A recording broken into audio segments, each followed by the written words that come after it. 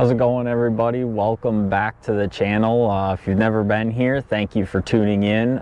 Today, obviously a little different video. We're going to talk about my first year on YouTube.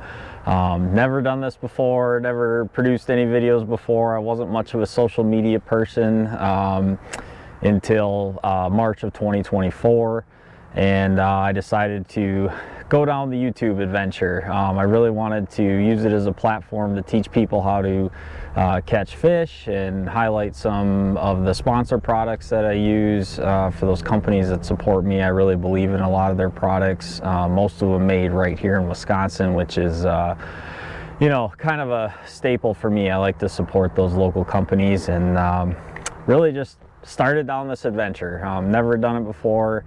I never filmed anything before, never edited a video before, so I want to talk a little bit about the first year. So we're going to start out with some statistics. I filmed 25 long form videos, and that, you know, obviously is anything that's, you know, over, I think one of my shortest ones was like 5 minutes, but most of my videos fell in that 15 to 25 minute range. Multi-species fishing, I had Great Lakes trout fishing, inland trout fishing in streams, panfish of various sorts, obviously bass, did a lot of perch fishing on the Mississippi, and that was both open water and ice fishing. So 25 long form videos. I just did 12 of the shorts, you know, those short clips that are, you know, filmed in the 9:16 format.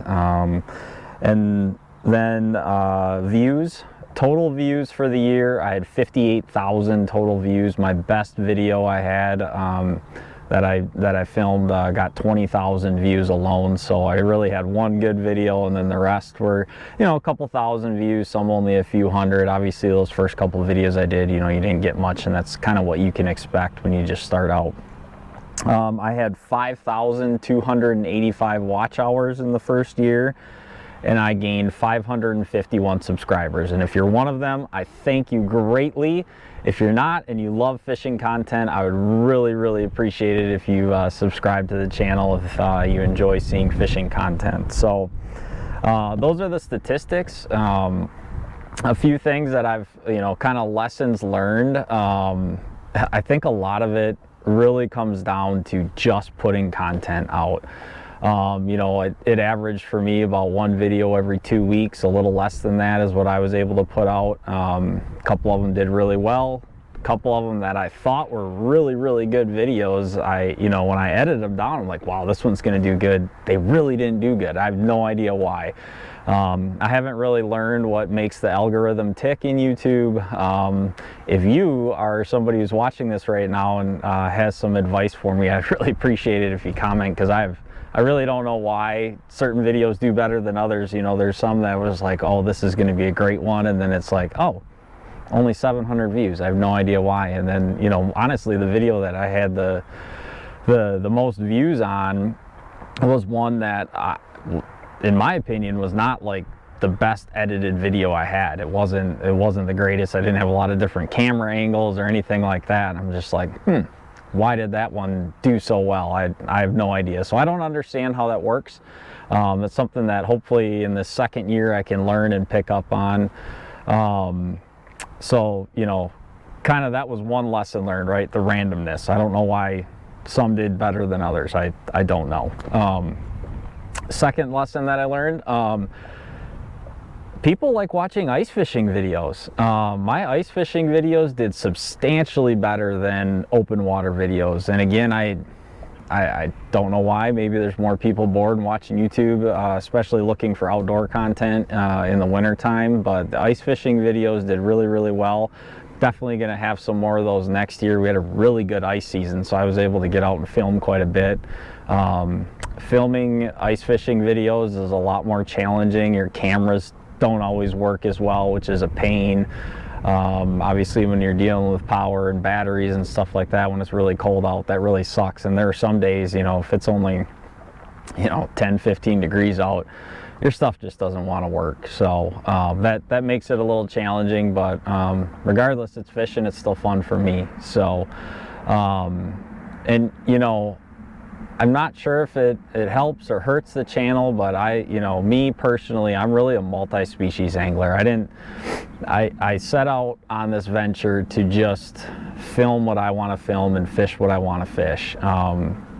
It's not I only do bass videos or I only do walleyes. I do everything, and that's who I am as an angler. I really love to catch all species of fish.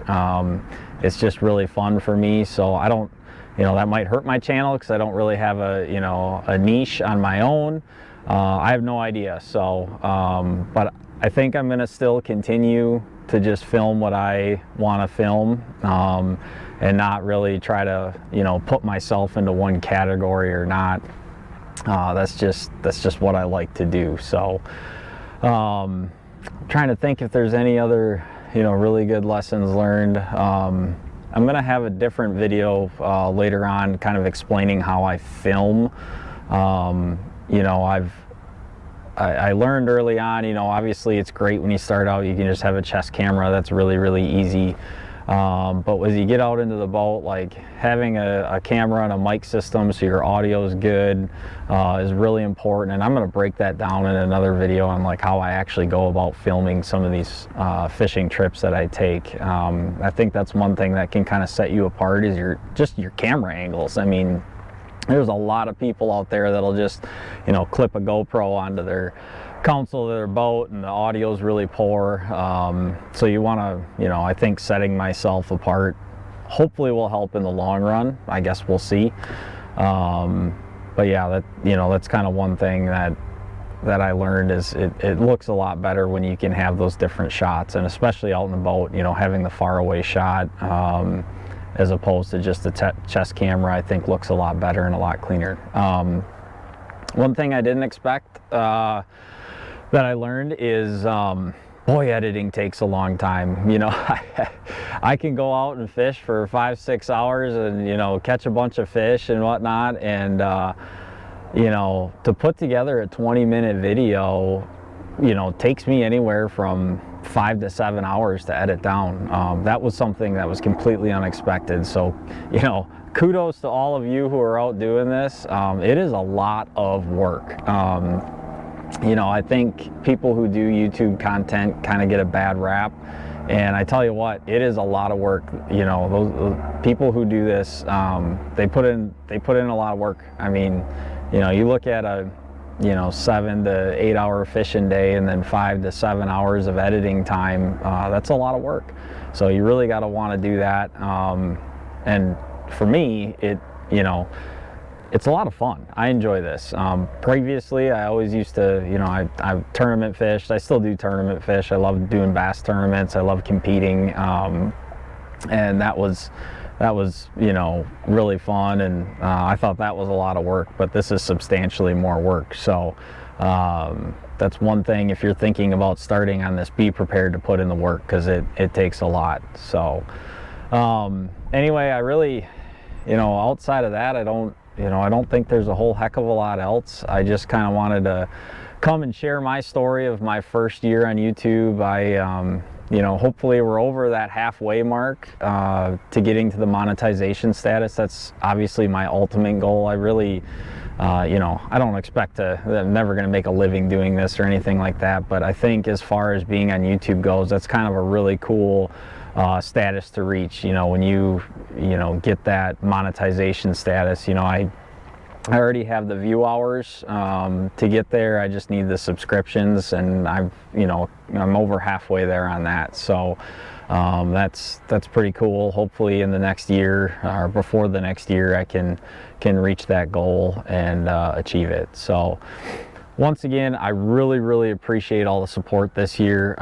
It's been fantastic. Thank you to all of you who have, subscribed and liked and watched my videos. I can't tell you how much that means to me. I really appreciate it. And if you're new to the channel and you like outdoor content, I'd be really honored to have your subscription if you so choose. And if anybody out there who's watching this has any tips for me, I'd greatly appreciate that too. Again, I'm by no means any sort of expert. Really don't think I even fully know what I'm doing, but it's been a lot of fun and I really enjoy it. So if you got you got some tips you want to share, I'd love to hear it. But anyway, wishing you all the best on your 2025 fishing season. And just like before, I really appreciate you watching this. And remember, it's never a bad day to go fishing. Thank you, and we'll see you on the next one.